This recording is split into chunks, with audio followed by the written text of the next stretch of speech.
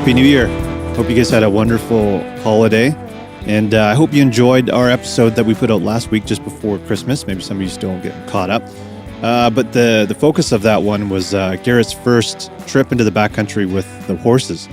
And he set some very realistic expectations for what he wanted to accomplish that. And overall, it was a success. But we did discuss some of the potential problems that can come along with horses. You're dealing with large animals, and these guys are still young.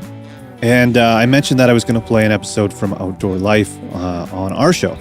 So some of you might know I've worked with Outdoor Life for probably almost 2 years now, doing the post-production and editing for their show, the Outdoor Life podcast, and also a fishing show called Quick Strike that's done by my good friend Joe Cermelli. Outdoor Life magazine is a magazine that was always kicking around at our cabin. I don't know if my dad had a subscription or if he would just pick them up. But they've been around for over 100 years, since like 1890-something or 1880-something, a long, long time.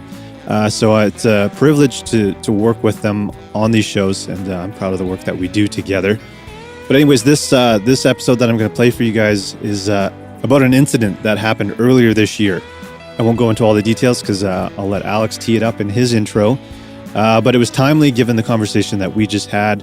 And in the off season, it's good to kind of reflect and think about how things went, how you can improve for next year. And obviously safety is something that we think about all the time, something we harp on. So I think you guys will enjoy this episode. Please do subscribe to it or follow it or whatever you're supposed to do now on the various podcast apps. And it'd be nice to show them some love up here in Canada. So if you're listening on Apple Podcasts, leave them a rating and review there. Throw them some stars in Spotify would be awesome. But let's get into the episode. Sit back, relax, crack a nice cold beer, and enjoy this episode from Outdoor Life.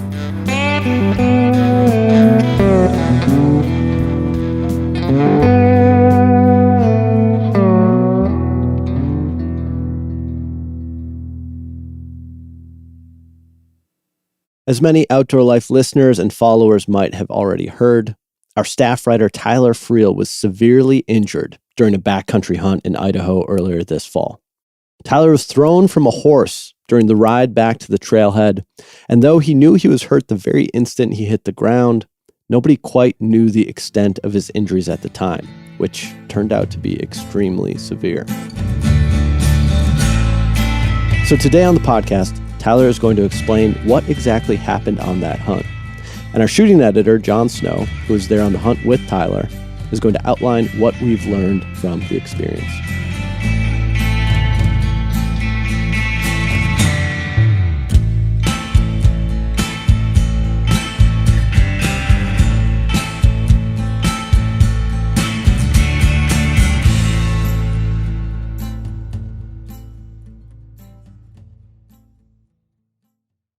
I have to say it's good to see both of you guys, but it's especially good to see you, Tyler. Looks like you're doing pretty good.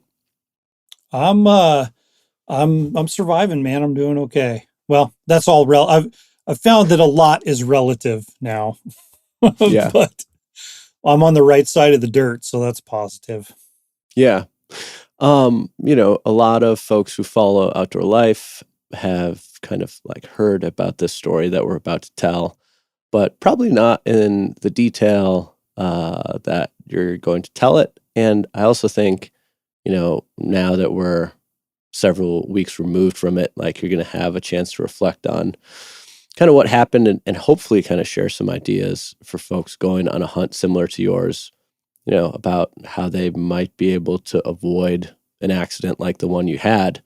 But before we get to all the grim stuff, maybe just you guys could kind of tell us about how the hunt started, because it sounds like it was awesome backcountry hunt. That was a hell of a good time. So maybe just like quick, tell us the high points of the hunt first. Well, I guess before the high points, if there was maybe what do we call that in our literary terms, like foreshadowing, when my guy's horse tried to kill him in the parking lot. No, we packed back into a really awesome bit of country there in Pioneer Mountains in Idaho, in pursuit of mule deer, and John had an elk tag in his pocket, so we were all a little bit jealous of him. But packed back in there, and just kind of a good group of guys and fun hunting camp, and started kind of spreading out the next day to hunt. And I can't tell all John's stories, but I ended up the first evening shooting a nice, like, old, I don't know how old, I'm not a deer expert, but an old mule deer, like big fork buck, that I thought was pretty cool. And ultimately, we talk about this a lot, like, oh, don't shoot something the first, or don't pass something the first day you'd shoot on the last. And I had a conversation with myself as he was standing there about 200 yards from camp on our way back the first evening.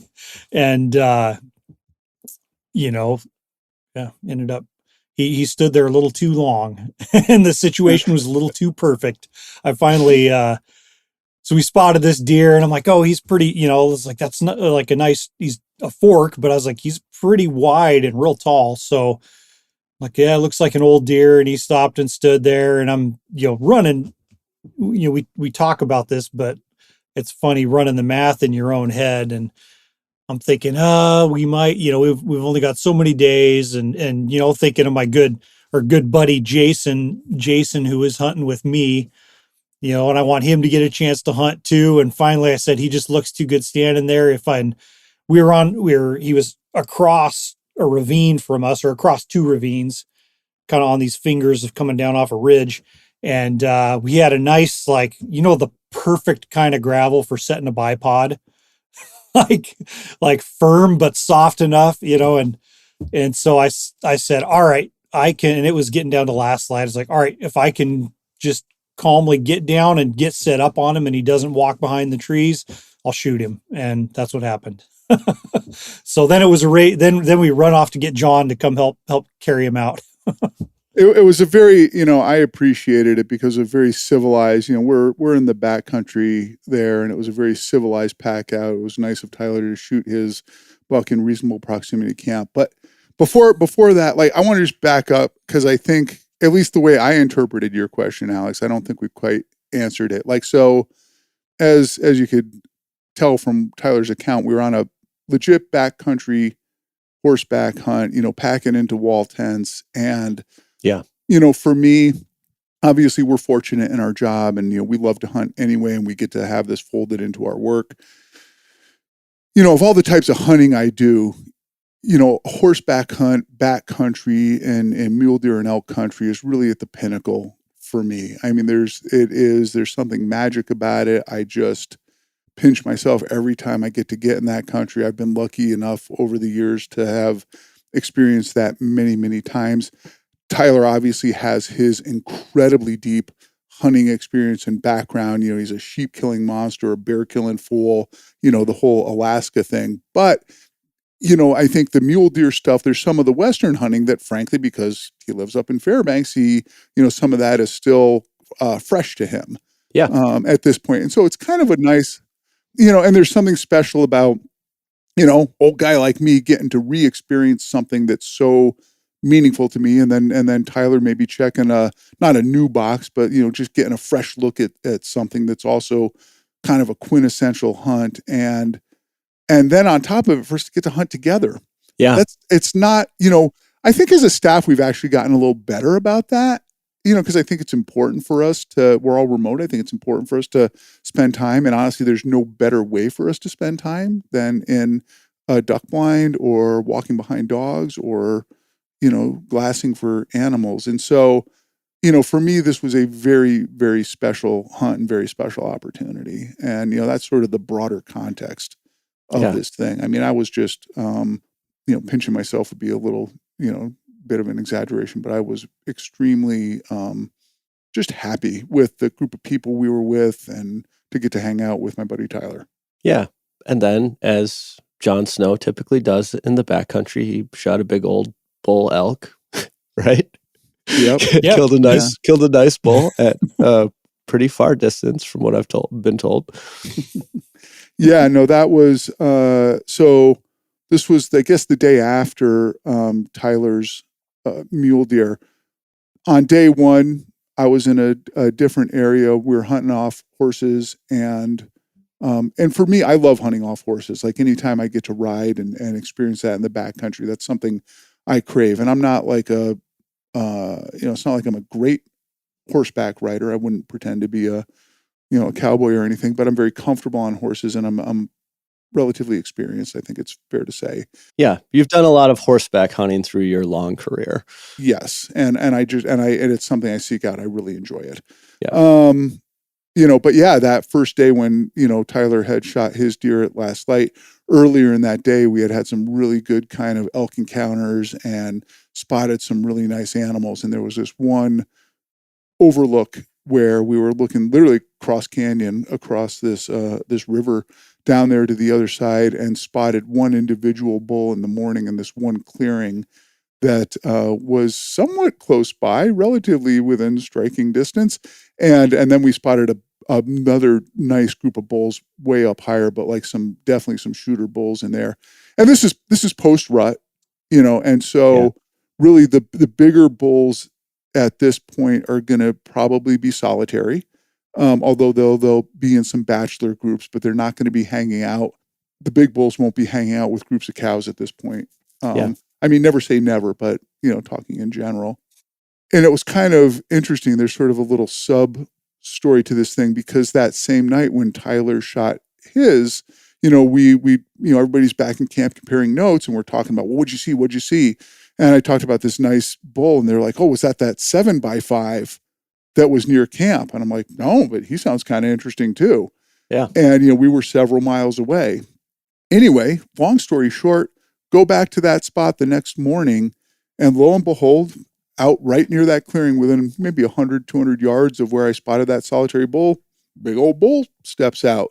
And that was the one ended up keying on. And, at that point, like, okay, this is a shooter bull. So it became more a thing of like, let's get into position, let's set up a shot, let's kind of just double check everything to make sure we're going well. And I guess at this point it's worth mentioning Tyler and I were back there shooting some new, very nice rifles. These the Electus rifles from Nemo Arms, and my buddy Jeff Sipe, kind of all of our friends, but Jeff and I have been very good friends for a long time. This is kind of his endeavor, specking out these rifles, and mine was in 6.5 Creed, and yours was in 6.5 Creed too, right, Tyler? Yep. Yeah. And so anyway, of course, anytime I get to shoot a bull elk with a 6.5 Creed, it just has that extra little spiciness to it that I love. It's like what pumpkin spice lattes are to Starbucks in the fall. Killing bull elk with a 6.5 Creedmoor is, to me, it's just the reason for the season. And and so anyway, managed to make a really good shot on this bull, killed him where he stood. And, and I'm not, it was a long shot, I'm not going to lie, but I'm not, despite the fact that I've shot things at longer ranges, I'm not an advocate for long range hunting and stuff. And I don't like the idea of people getting over their skis no matter what they're shooting. And so I didn't really try to make a flex out of that distance, but I was very impressed with, technically how the ammo performed, and the animal died where he stood. I was shooting this Federal fusion tipped ammo, which we've talked about before, and I really liked. But anyway, as it turned out, the animal I shot was that broken off 7x5. He had moved from last light during the night to first light the next morning, about 3 miles as the crow flies through mountainous country, across a river, and into basically the same spot where where the other bull that we had spotted was. And it was amazing. Because we had seen this bull before I shot my mule deer. We were kind of skirting the base of some of these higher peaks and look up, and there's that bull standing there. And we watched him for 15 minutes at 500 yards feeding around, and got some spot and scope pictures of him, and was a really impressive bull. And then on the way back down that ridge to camps, when we jumped up that buck I shot. And so there was some speculation, and when John we got back to camp that day, there was no doubt that was that bull, and it was pretty cool. Right, but there was a lot of doubt, because on our part there was no doubt. Right, on our part there was a huge amount of perplexing doubt, and basically it took the form of this. The first morning, the bull we saw was a really symmetrical bull, looked like a 6x6. And it's easy to have a 7th-point kicker on there that maybe you missed, but this was a symmetrical bull. So anyway, shoot this bull, go up there, and it's busted off on one side. And I'm like, oh, maybe I hit an antler and didn't know it, which would be weird. Like usually you can tell if something like that happens, but obviously it never occurred to us that wasn't the bull. And we spent hours looking for the broken off piece of it. And it would have been a big chunk. Yeah. And you're like, I want that. Well, but also just to understand like post shot, like what hell happened? Yeah. And like, I mean, I was going out of my mind during like the couple hours we were there butchering them, getting them loaded up and like looking around and scanning this thing like a crime scene. And it just was the biggest mystery until we got back to camp. And then somebody was like, oh, that's that 7x5. And I'm like, huh? And, they're like, oh, did you shoot him here? I'm like, no, we shot him way over there. And anyway, mystery solved. But yeah. Okay. So John Snow's just having a great time. Obviously, Tyler, you are too. You guys have both killed your animals. I'm sure lots of other fun stuff happened on the hunt. You guys are obviously collecting a lot of content, which we've now been publishing on our YouTube channel, and folks can check that out. All you got to do is get out of there now, right? And it's a win all around. But maybe talk about the trip out now. For folks who haven't been on a horseback hunt in the backcountry like this, what happens? Is it like a big pack train, like how we kind of imagine like Teddy Roosevelt style with like the hero hunter and the rack on the horse train and like everybody kind of packing out of the mountains? Like what's the scene on the last day where you're got to get back to civilization now? Well, the tragedy of all this is if I had just ate breakfast, packed up a lunch and a couple water bottles, I could have and left at about 10 o'clock in the morning. I could have strolled all the way out. But it was so it was pretty tough. I mean, it took a long time for everybody. A couple.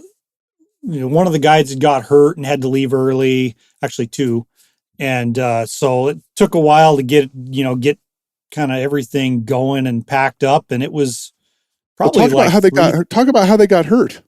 Yeah. So, our buddy, I didn't know about this. And there was a near miss too. So our buddy Jeff when you guys were like in the process of hunting, got bucked off his horse and it tried to kick him in the head.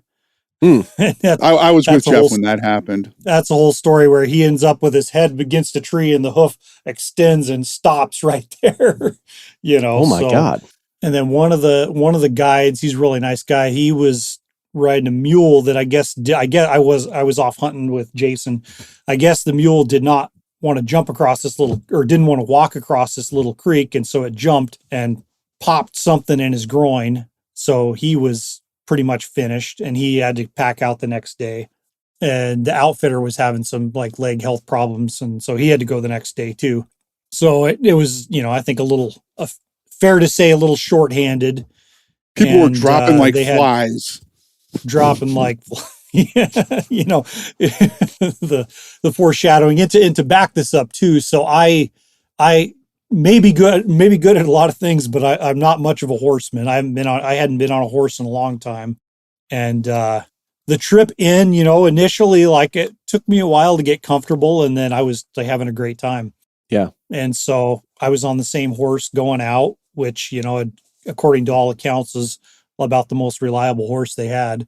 And Tyler, had you had any issues throughout the hunt with your horse, like leading up to this, or were you just kind of like getting more confident as the trip went by? Because, I've been on a handful of horseback hunts too. And like, there's definitely a learning process that goes throughout. And usually by the end of it, I feel more confident than on the first day. But I'm curious if that was happening for you, or were there like little hitches along the way where you're like, oh man, like I'm still not feeling quite comfortable on this thing? No, I was feeling pretty good, Yeah. And I don't know, like, I kind of, you that there's like an element of risk anytime you get on the back of one of those beasts, because they do kind of have a mind of their own, but you're like, all right, we kind of got our thing going. We feel like we understand each other. You give them the pat on the head. Please don't hurt me today. But, but, which doesn't work, by the way. Yeah. But, no, like I was feeling pretty comfortable, and like, I'd spent many, many years hoofing around nasty country in the mountains, and I thought it was really interesting. I'm paying attention to how this horse is putting his feet down and like real slick, and was pretty impressive. And they do, it's icy and snowy, and they'll slip and slide a little bit, but like I was getting pretty comfortable with just staying in the middle of him and letting it, trusting the horse to do his thing. Yeah. So no, there was not really any indication of anything wrong. Some of the other horses, you couldn't have paid me $1 million to get on. And I don't know anything about horses, but yeah, no, I mean, I was feeling good. Yeah. And maybe this is worth jumping into. And again, I don't want to pretend I'm a big horse whisperer, but I've been around them enough. So there's a difference between, probably the biggest line of differences between sitting on the horse and going around on the horse and actually riding the horse, and if people are familiar with like training a dog, kind of the consistency in the relationship that you build with the dog. Like, is the dog going to take advantage of you, jump on you, beg? Is it going to like rush out a door as soon as you open, or is it going to wait for you? Some of those like kind of basic manners things. All of those things apply with a horse as well, and it kind of sets the tone. Like, you talk to anybody, within the first couple minutes of getting on the back of a horse, the horse has you figured out.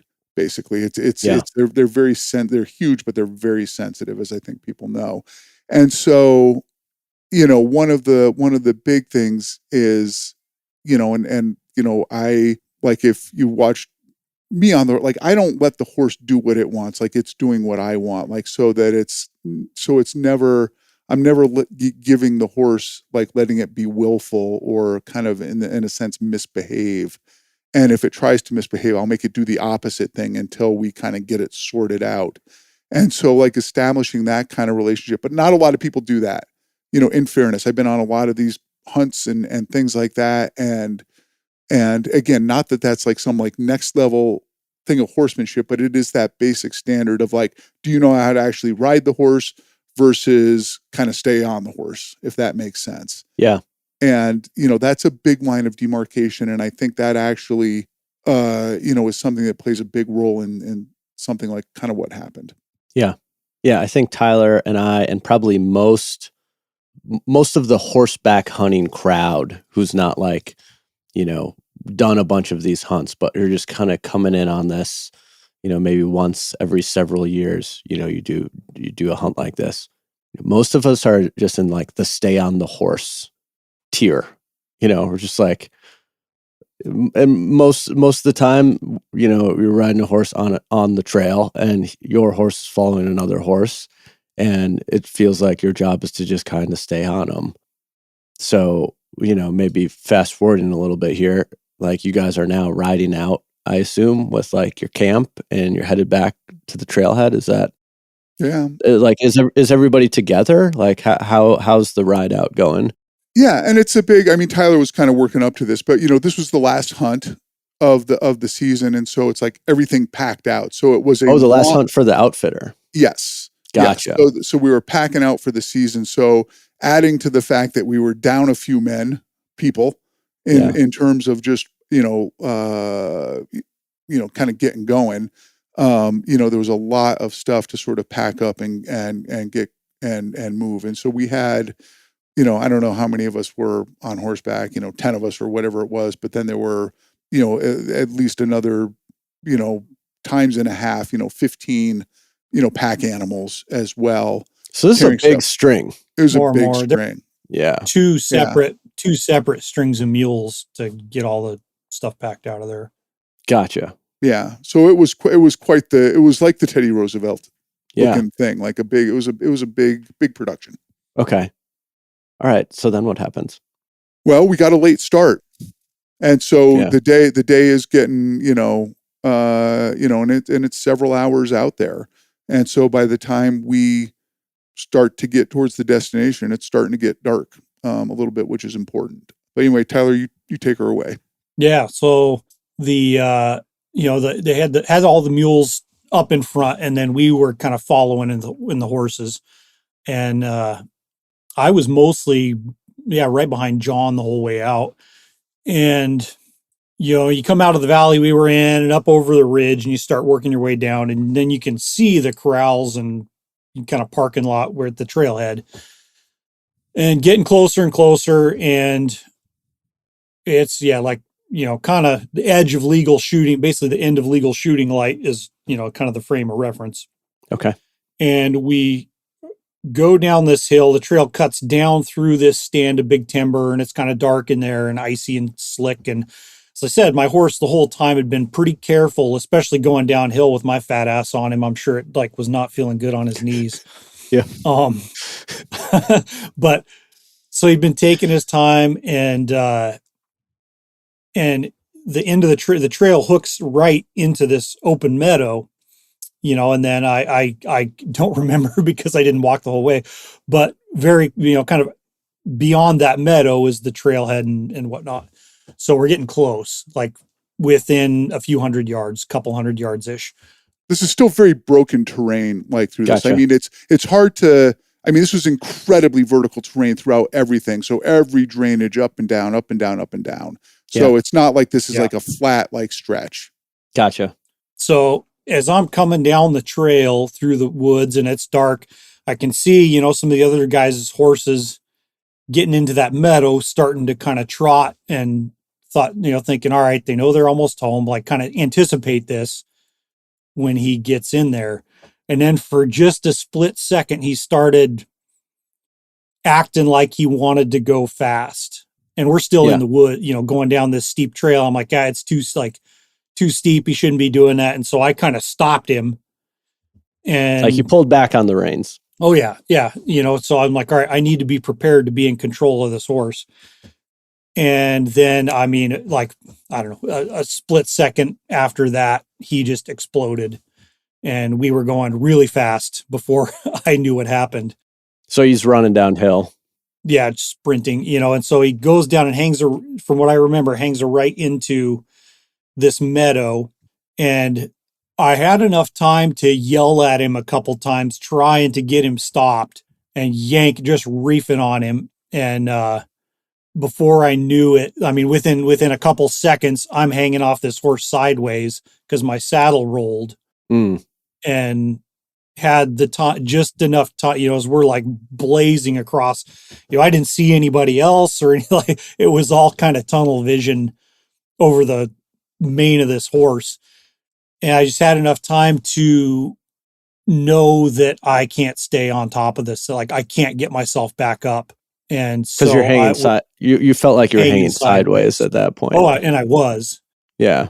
So I had the reins hanging off him sideways, and it was just enough time to know that I had to bail off of him, or I would go, I didn't think it all the way through, but that's just the split second decision where it's either you're going to go under him or get smashed off a tree or something. Yeah. And so it was like an instinct, really, of you kind of knew you were going off. So, and I got to try to control this a little bit. Do it on your own terms before getting smoked by a tree or something. Yeah. Yeah. And so I kicked my right boot out of the saddle and flung it over him to try to roll through it. And tell you what, in all those Westerns where guys go flying off a horse and they just pop right back up, that is a bunch of shit.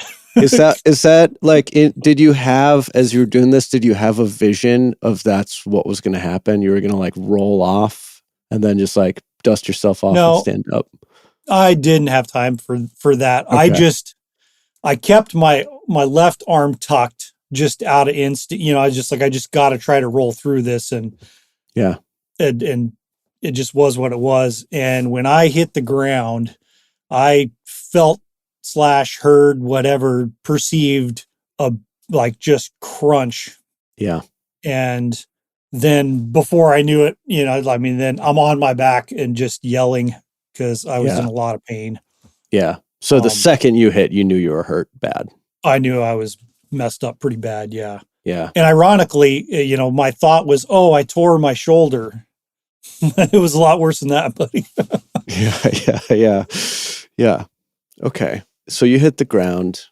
You're laying there on your back yelling. And John, how did you know that this, like, did you hear him yelling? What was your perspective when this all happened? Obviously the telling of it is orders of magnitude longer than the incident itself. So, right. Yeah. I mean, so when, Tyler's horse got ahead of steam going down this thing and made this hard right into the meadow, as soon as Tyler's horse started going, and again, he started yelling at his horse, whose name was Ranger, Ranger, kind of like that. And when his horse bolted, I think the rest of our horses wanted to lurch forward too. So I started controlling my horse, but it was long enough, but I could hear Tyler yelling a couple times, and then he hits the ground, and we'll get into more of the terminal ballistics in a second, but or the near terminal ballistics of this. But in a lot of ways, there's one thing very lucky, and there wasn't a spinal or head injury involved in this. So silver lining.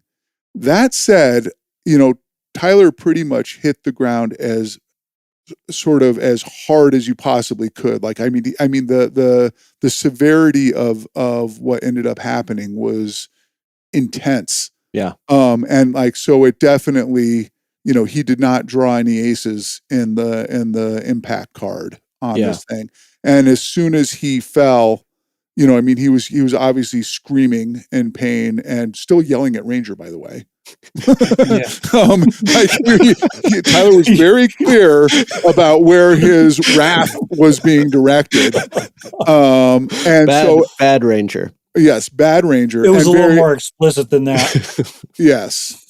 Yeah. And so anyway, we started, I turned my horse around and rode up to Tyler and saw him on his back, obviously and now it's starting to get, kind of dim, right? This last light thing, and in incredible pain. And and then this whole other chapter of this drama sort of started. Yeah. So, all right. So John, were you the first one to him? And if so, no, there were a couple of, I was right there with him, and I jumped off, and I was the first one.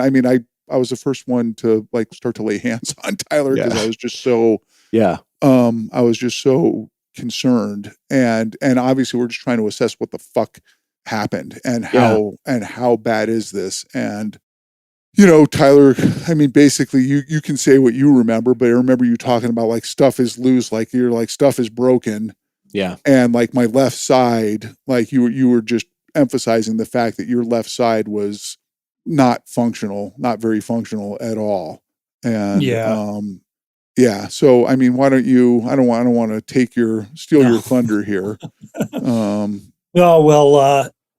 So I remember being on, I never lost consciousness or anything, and thank goodness didn't hit my head or on my back. And I remember Butch Whiting, our friend who owns Cryptic.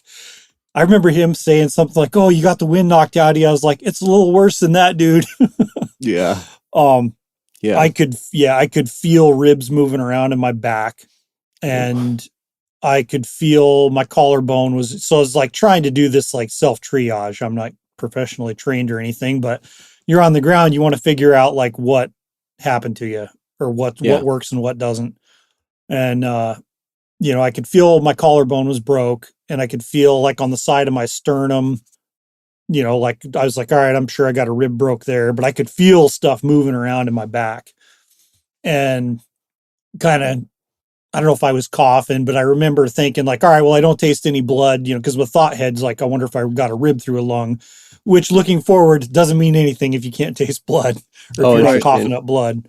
And he was having a hard time breathing, right? You couldn't take a breath. And so one of the other things that we obviously did is I started putting coats and stuff on him because to not have him go into shock, but also as part of the self-assessment, I undid your coat and like lifted up your shirt, and I wanted to like look in his, again, I'm not a medic, right, and stuff, but I at least wanted to look in there and see if he was intact. Yeah, or like, is there a root that punctured from the outside or some odd thing or like some that? blood or whatever, some obvious trauma. So he was doing a self-assessment. I was doing the other assessment. Yeah, I'm not a doctor, but stayed at a Holiday Inn last night, sort of thing. Right. Yeah. And so I was like, I can move my left arm, I can move from the elbow down's good, but I couldn't move my shoulder. And then I'm like, all right, my right arm's good, my legs are good, and my head, which it was hasty, hindsight. We'll talk about like there's things like we should have just at that point just got a helicopter there ASAP. Would have been the smart thing to do. Because in doing what we did, we risked further injury, not knowing how bad it was. Yeah. Obviously it was okay, but it ended, well, it's not okay, but I ended up surviving it. But, no, that's like something going forward, any like type of trauma like that, like just punch out, get a helicopter there. Yeah. Yeah. We should have life flighted. So setting the scene a little bit more. So we're in this meadow. And this was obviously, there's like a kind of a water trough or some other thing that's used by stock there. We're several hundred yards still from the trailhead, which we can't see at this point because we kind of came down into this thing. So we don't really have a line of sight, but we know it's close. And, the horse trail that we're following kind of dips down this hill and kind of meanders through. There was a 2-track in this meadow. So it was clear like at least some type of a vehicle could get here, but we were operating on pretty incomplete knowledge about like, can we get a vehicle back here or not? Right. And I don't know exactly how long Tyler was on the ground, a few minutes or whatever, not longer than that. But it was clear, like, I'm sure other people were thinking of it, but I was like, I don't want him to go into shock. I want to keep him warm. Right. And it was like, cold. Laying on the frozen ground. It was cold. Yeah, it was cold. And so, my thought was we got to get him up on his feet. Yeah. So that was kind of the next order of business. All right. And, like Tyler's not a small guy, so it's not like you're just going to pick him up like little baby and carry him out of there. Right. Well, fortunately, I'm not a small guy either. But no, Tyler's not a small guy. Right. So what up in his arms. John. Yeah. That's not like not Kevin Costner in The Bodyguard. Right. No, Yeah. That's not how it went. It would take a large man to be able to do that. So what'd you do? Just kind of. Well, we had to focus on Tyler's right side because the left side was basically inoperable and just couldn't, you described the pain, dude. I mean, it was. I don't even honestly know how to, like, worse than you could ever imagine. And I mean, it's so bad that you're just like, I'm just like trying to breathe, like focus on breathing and laying there. Did it come in waves or was it just like a persistent blast of pain through your entire body? Yeah. Just constant. And then any movement aggravate, because the ribs are floating in there. And others, I broke my scapula too. So all that stuff was just. And to put this in context a little bit later, when we got to look at x-rays, I mean, that left side of his ribs looked like a fucking sack of Legos. Yeah. I mean, it was just shattered, bits and that's what pieces. It felt like. And so anyway, my thought was we've got to get him the fuck out of there, because we got him as well. We got him stood up, and Tyler and I were literally like hugging each other basically at this point, or I'm holding him. We're getting some coats around us to try to keep him warm. And like at this point, we're like, what do we do? And, I was just like, we got to get out of here, dude. And Tyler is such a tough son of a bitch. I mean, I don't know anybody who is a harder freaking human than this guy because, I took his right arm and basically locked it around my shoulder, and I was I think I was under his shoulder a little bit to basically support him. I'm like, we got to walk out of here. Yeah. And we started going. Yeah. Like Tyler was with me and we made it. Thank God we didn't make it very far. We made it maybe 50 yards, 60 yards. down this icy, like muddy trail. And then they were able to get a vehicle back in there. Okay. Good. And so we turned around and hobbled back up and were able to get him loaded in this vehicle. Thank God, because if we had walked out, I don't think we'd be having this conversation right now. Yeah. Honestly. Yeah. Okay. Well, so you do get the vehicle in there, and then it's like, obviously you got to get Tyler to the hospital, right? So what is that part of the plan, or what would that part of the deliberation look like?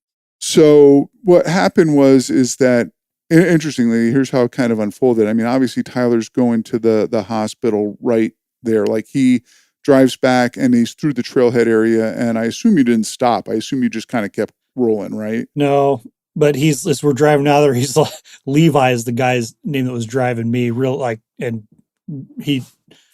nice guy. He's like, I'm sorry, this, had to, it was rough, Like getting bumpy. out of there. Bumpy. Yeah, that must have felt good on the broken rib cage. Oh, it was just agonizing. I mean, like, it ended up being an hour and a half truck ride, and the first half of it was just because it was so slow on this icy 2 tracks. And so we were headed to Ketchum. Okay. From this trailhead, and it was 43 miles. Yeah. And it took an hour and a half. And so the point, here's just in terms of like how this unfolded.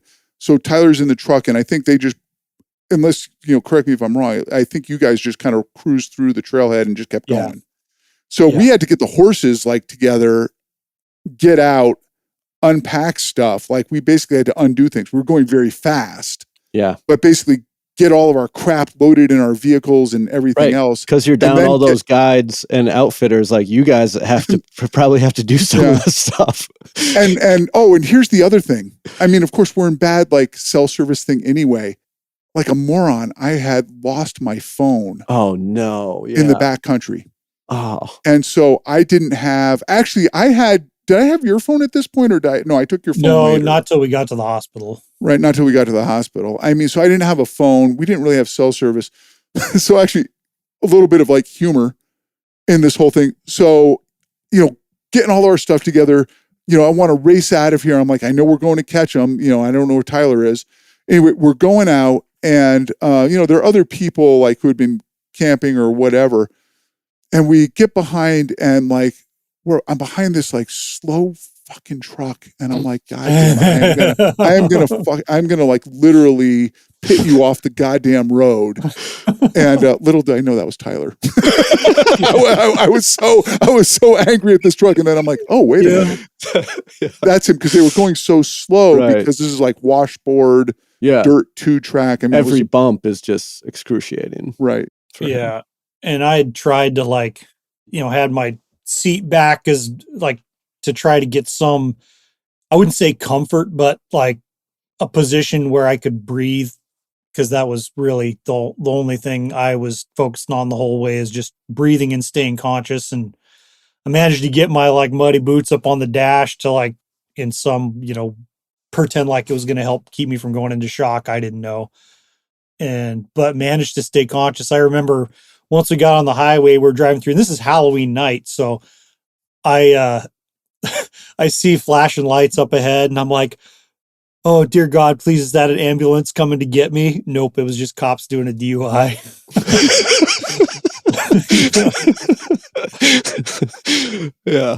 Yeah. And it was, that truck ride was horrible. And at one point, it's he called ahead to the hospital to let him know we were coming, and they brought out a fucking wheelchair to meet me at the truck. Yeah. And the room's starting to spin real fast by the time we get there. Yeah. Well, yeah, I mean, and so, like I said, it took us an hour and a half to get there. And, this was the next time I saw Tyler after all of this. And so, I was in my vehicle, and, Jeff Sipe and Kelly were in their vehicle or vehicles at that point. And, so I got to see Tyler when we got there, and he was looking pretty ashen at this point, and you were having a hard time breathing, and you looked like you were going into shock at this point. Yeah. A little bit. Yeah. At that point, did people start to realize the extent of the injuries? Because there's like, oh, like maybe he like cracked some ribs or something. Was actually, we're actually more in like a fight for Tyler's life here. Did that kick in like right away when you got to catch him, or did it still take a while? It happened quickly. Yeah. Basically, Tyler got wheeled in and got a CTI scan, and they instantly saw all of the fractures, which are their own thing. But then they also noticed that he was having internal bleeding. His spleen was lacerated. And they're like, we got to get him out of here. We're not a trauma center. Yeah. I mean, do you want to talk about what happened, Tyler? Well, that CT scan, I mean, bless their hearts, they did a good job, but I don't know if they didn't have the people to move me, but I had to get up out of the gurney. So he got in there and basically got me warm and got oxygen. And it's like every step in this process was just like slightly more tolerable. And blood. I mean, there was a blood transfusion and blood. as well. Yeah. So I got like 2 units of blood there. But I remember sitting there and they're like, all right, we're going to get you some fentanyl or whatever. And John's like, it's going to feel a lot better here real quick, buddy. And it didn't feel any better. Then you're like, uh-oh. But then, and then their CT machine was kind of smaller. So I had to like get up, sit down and lay down on this hard ass board to, and then get back up and get back in the bed. And then from there, I got blood there and then they life flighted me to Boise, and the helicopter ride was uneventful. They just had the oxygen blasting, and I'm sure I had morphine or something going. Well, and once they did that scan, I mean, the white glove treatment started. Like when he got moved from the hospital bed to the bed that goes in the helicopter, it was the big, like, everybody 1, 2, 3, and obviously it was going to be uncomfortable, but they weren't making him get up and like walk across the room to the like walk. You can get up and get in the helicopter yourself. Yeah. Okay. Yeah. At that point, I gave John my phone. Okay.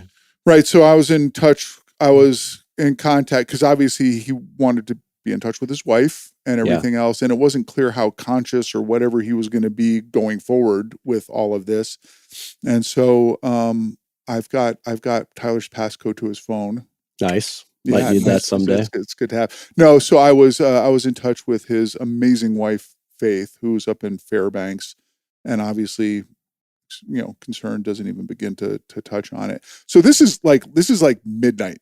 Yeah. Now is when this is happening. So this is late. Yeah. This is late, and Tyler gets his nice and easy helicopter ride to Boise. Must be nice. Yeah, John, you didn't get to go in the helicopter too? Did not get to go in the helicopter, and Boise was about a 2.5, 3 hour drive from Ketchum. Tyler, do you remember the helicopter ride? Yeah, I do. Was it fun? It was not that fun, but it was better than riding in an F-250. And even better than riding a horse. Even better than riding a horse. I remember they brought me in, and then at that point I was like, oh, they have the people to move me now. Yeah. And so I did another CT scan there, and I mean, very quickly they're like, yeah, we're taking you to the operating room. So I was able to call my wife again with the hospital phone, which in hindsight, getting like a call from random Idaho area code numbers, probably a little scary initially, but within like 15, 20 minutes, I remember going into the OR and waking up the next morning. Yeah. Let's do just like a full accounting of what your injuries were, and I don't think we have to do like the step-by-step like medical procedures that you had to go through, but just like what actually happened on impact and like the resulting trauma from it. Like what actually happened in there? So broke all on the left side, broke my clavicle, my scapula, like snapped in half. And then I broke, I think, all my ribs on the left side, at least all of the upper ones. And the x-rays you can see even from the very top is just break. And a couple of them are broken on the side too. So I had like a flail chest segment with just no chest structure on my left side. And a lot of the ribs, it's not just like crack. it's like they're broken and offset by like a whole rib width.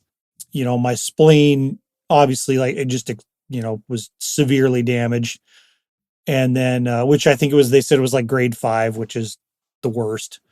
And I also had like like a small portion of my lung was collapsed initially.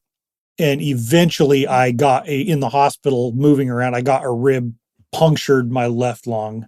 And, so I had to get chest tubes to drain that out, and, ended up getting like just basically chest reconstruction surgery where I've got 8 titanium plates, basically restoring chest structure. And they had to flush out like all the blood and bone and stuff out of my chest cavity and remove like a small piece of my left lung that had been punctured. Yeah. And also he had a spleenectomy. He lost his spleen. Yeah. So the operation the first night was to remove his spleen and also to clean up that mess in there. Yeah. Yeah. Cause it's a pretty big incision. Cause I had a ton of blood in my stomach cavity. So they had to pull all my guts out and like do the William Wallace, go through them and make sure everything's okay. And, clean everything out. Yeah. It's like when you get your truck detailed at the end of hunting season. Yeah. I didn't know that was in there. Yeah. Yeah. It's, so it's not exaggerating like how severe it was. And I really am very fortunate to not have died. Yeah. I think definitely for us, just checking in just on your well-being and hoping that this was going to be like a quick recovery. It got a lot worse than a lot of us thought real fast. And, for those of us close-ish to it, it's got pretty scary. And, while you being that tough son of a gun might have kind of been maybe not the best thing out on the trail. Cause if you'd been like a wuss, a weakling like me, you probably would have just laid there and been like, get me a helicopter. I'm not getting up. But we're all very glad that you're a tough bastard and just powered through it in the end, because it got a little scary. Yeah, it took I was in the hospital a total of 9 days, and I think I had my rib surgery on day 3, and it was another 2 days after that I was really sick. Like not doing well at all. And then after I finally started coming out of it, and had to spend a month in Idaho, basically waiting till I was safe to fly again. Because anytime you have, I don't know, I'm not an expert, but severe lung issues or, chest tubes, holes in your chest cavity, the pressure differentials from flying can cause problems. Yeah. So you got to wait. But fortunately had a good, just there's a lot of things to be thankful for. Landed on an excellent surgeon, Dr. Caleb Menser there, who is shout out probably the best. He's a stud, man, like small man crush.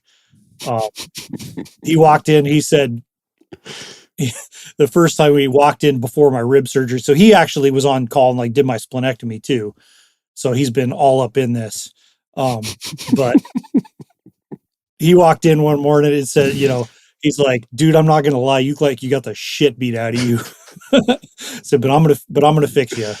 Yeah. And so he's been deeper in Tyler than, well, anyway, the crush is understandable. Yeah. We get it. It's like, so do I call you? Yeah. Send you a Christmas card, maybe. So you're back home now. Obviously, you're going to have a long road to recovery, but you're at least at home with your family and kind of getting better as the weeks go by. Right. Yeah. It's a slow, I don't know. It's getting to the point where maybe like daily progress is a little hard to see, which is kind of frustrating.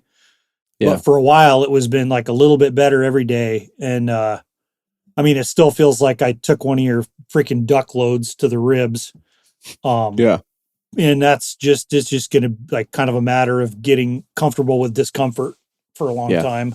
But, I haven't had to take any pain meds for quite a while, and doing better, getting like good range of motion in my shoulder back. And so it's going to be a process, but I should be, thankfully be able to get at least almost all the way back to normal.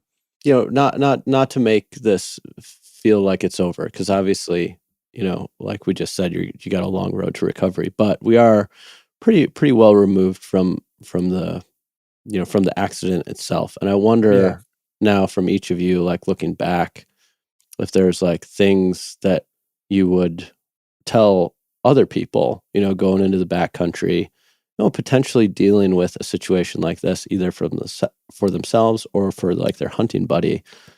Some things that you're like, oh, next time I go on a trip like this, I'm going to have these things kind of in the back of my mind, or I'm going to have these things prepared.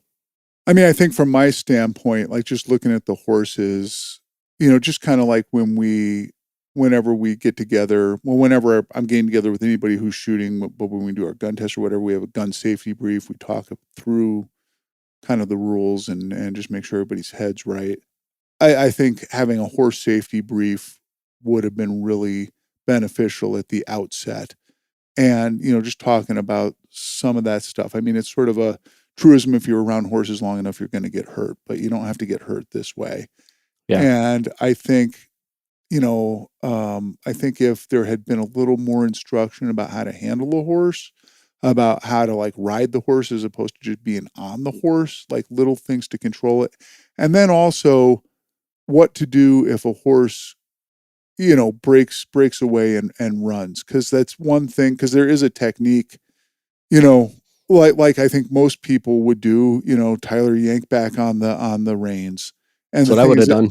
Right. And the thing is, if a horse really has its head about it, it'll run through the bit.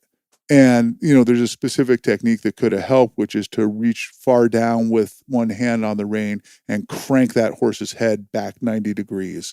And it's not gonna run the same way. Whether that would have totally had a different outcome, I don't know, but it would have been like a thing to be aware of and to know, and just to have, Tyler or anybody else just armed with that knowledge about what to do, should the horse start to get away from you. Yeah. And so I kind of kicked myself for not having encouraged that or said anything or whatever. But I think any horseback hunt ought to have like more of a horse safety brief. And certainly going forward, I'm going to make a point of that. Yeah.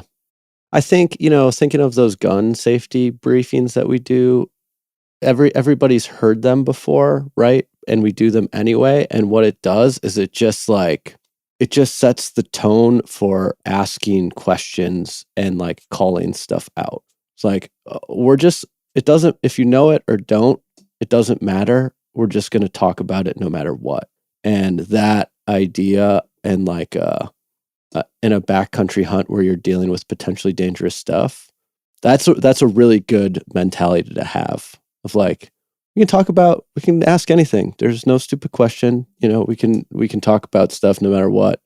And yeah, especially when you're dealing with, I don't know, it just sounds like the situation that you guys had, the more I hear about it, it sounds like it was kind of leading up to a situation that could have be dangerous, and it was, right? Like other people were going down, late start, sounded like the animals were kind of tired or worn out from a long season, and it sounds like sort of maybe not totally surprising that an accident happened. Unfortunately, it was just a really bad one.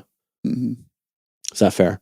I think so. I mean, I think that there was and even more like little maybe contributing factors than that aren't really worth like hashing out, but in this context. But yeah, I think it could have been, the chances of it happening could have been mitigated.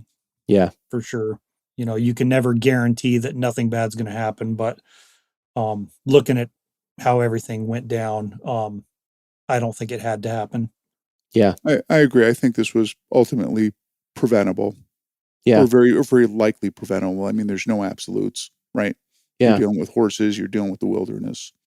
Yeah, there are two things that I saw kind of happen, Tyler, as you like shared the news of your accident. One notable one was just how many other folks either mentioned their own accidents or really close calls to something like this with horses on hunts. And yeah, we write about grizzly bears and mountain lion attacks and like those big things, but like realistically, getting kicked by a horse or falling off a horse is probably pretty high up on the list of dangers in a hunt, in a horseback hunt, at least. I would say way more dangerous than a bear. Yeah. Well, with your experience too, you're like, I will take 5 grizzly bears on at the same time. At the same time. In fact, I wish that would happen. Yeah. It's a stupid hay burner that gets me. Yeah. Yeah. Well, and then, I mean, the other thing I think is just having insurance, backcountry insurance, and really a plan for exfil, should something, and that needs to be reviewed. Like every match I go to, for example, or pretty much any training thing, there's like shooting match. Like a shooting match or a firearms training scenario or whatever, there's always a discussion about who's medically trained. Here's the med kit. Here's who to call. Here's what to say. Sometimes here's the thing where the helicopter coordinates are, like those. Yeah, and it's like written out on a card or right. on a sheet that's like posted in the house. Right. And honestly, like that level or something approximating that level of detail really should be a no-brainer for a backcountry hunt. Any hunt, really, but specifically horse and backcountry, 100%. Yeah. Absurd not to have it. Yeah. And I would say to not be hesitant when something like that happens, to not be hesitant to use it, because I'll tell you, like, I was pretty close to dying and I did not think I was close to dying. You don't think in turn, you don't like see the light at the end of the tunnel type of thing, or it's not like this. Maybe if I'd got shot or something, maybe my mindset would have been more in that, but in that kind of frame of mind. But I was messed up a lot worse than I thought I was. And, you don't really, there's not like a foreboding or automatic sense of the danger you're really in, when something like that happens. Right. Right. Yeah, and just to kind of flip that another way, like it wasn't in my mind, right? I mean, I'm, again, I and everybody else, we did the best we could, I think, given our training and knowledge or lack thereof, to prevent shock, to get them the hell out of there, to find help. But really, that life flight thing should have been like the first thing we considered rather than something we didn't really consider at all. Yeah. Right. Like, and honestly, to bring it back to the other trauma kit thing, it's like what we know about bleeding wounds, like a tourniquet is like one of the first things you go to. Right. Right. To control bleeding. It's not like a last resort. And just to, use the same analogy, like absolutely we should have had the briefing and stuff set up to get a helicopter back there from the get-go. Rather than do what we did. Yeah. I mean, I think to your defense and all the kind of the first responders' defense in this situation, like with the wounds being internal, it's really hard to gauge how bad it would have been, especially with no medical training.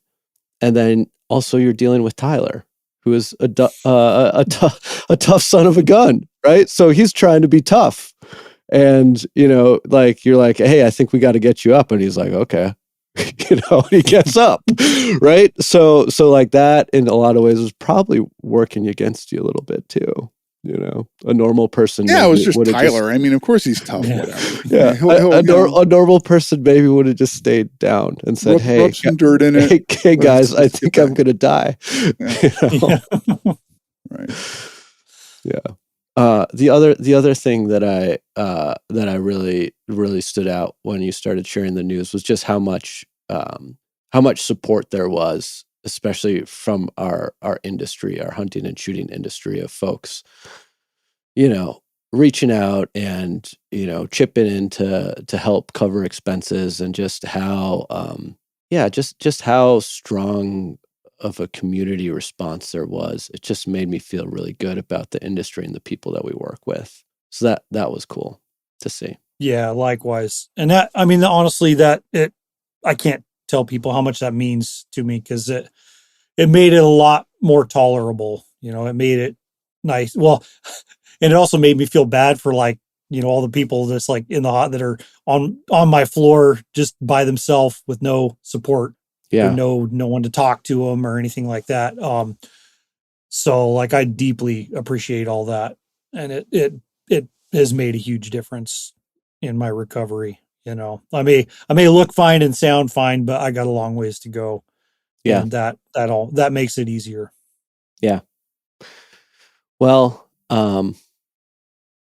I am glad that this all worked out the way that it did, and that we're able to have this podcast and joke about it. And I think maybe like next year it'll be maybe a little more funny, but right now it's not quite it's there. Never too soon. It's never too soon. Yeah, but maybe now I don't tell the story about how I put a toe tag on Tyler right. that first morning. And that was after we knew how serious it was. Yeah, I know. And covered me up. Our poor friend Jeff, covered me up. John knew he was coming, so he put a toe tag on me and covered me up with the sheet. And had like funeral music playing when Jeff walked in the door. Yeah, and not Jeff, to laugh because of course it was excruciating. Yeah, because Tyler thought this was funny, and so we did this, and I had fashioned this like toe tag out of medical tape, and so anyway, Jeff comes in and he looks around just aghast, and I just like spread my hands like it's too late, and and Jeff is like, "That's not funny." Oh my! And then the two trauma nurses behind were like, "That's hilarious." They loved it. They're like, "If we knew you were going to do that, we would have given you a real toe tag." Yeah.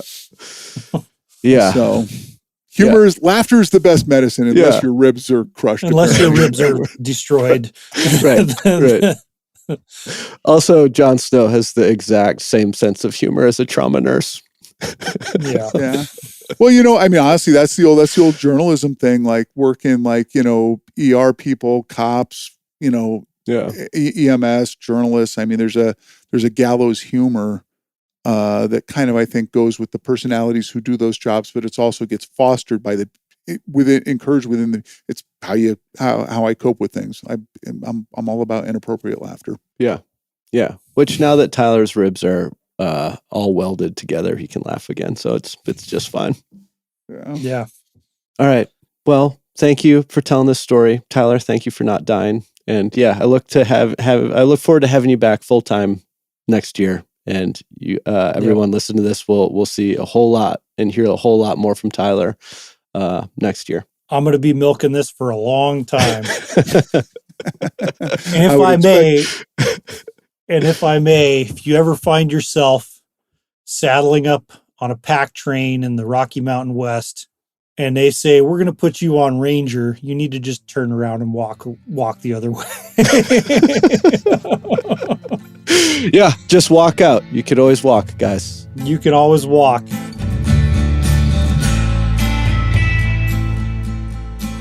The Outdoor Life podcast is edited by Mike Pedersen of 85 Audio. It's hosted by our editor-in-chief, Alex Robinson, and it's produced by me, executive editor Natalie Krebs. Music in this episode is composed and performed by Pierre Locatelli via APM Music.